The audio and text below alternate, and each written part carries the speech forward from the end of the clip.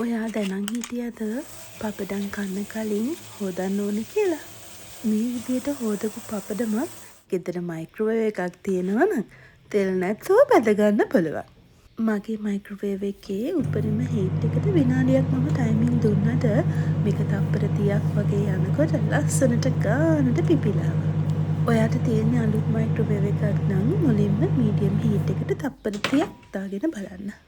ඔන්න තියෙනවා දැන් තෙල් බිඳක්වත් නැතු බැදගත්ත පපඩම. ගැඹුරු තෙලේ බැදපු කෑම නොකන පපඩම් කන්න කැමති ඔයාට. තව ඔෆිස් ලන්ච් ටයිම් එකේදී පපඩමක් තිබුණොත් හොඳයි කියලා හිතෙන ඔයාට. ඔන්න ඔෆිස් එකේ මයික්‍රෝවේව් එකක් තියෙනවා නම් හැමදාම පපඩම් කන්න පුළුවන්. ඔයාට කරන්න තියෙන්නේ පපඩම් පැකට් එකක් අරන් ගිහලා ඔයාගේ ටේබල් එකේ තියාගන්න එක. ඔන්න දැන් රස බලන වෙලාව. ඉතින් තෙල් බිඳක්වත් නැතුව පපඩමක් ඔයත් මේ විදිහට හදලා බලන්න. හදලා රස බලලා මටත් කියන්න. ගිහින් එන්න සුබ දවසක්.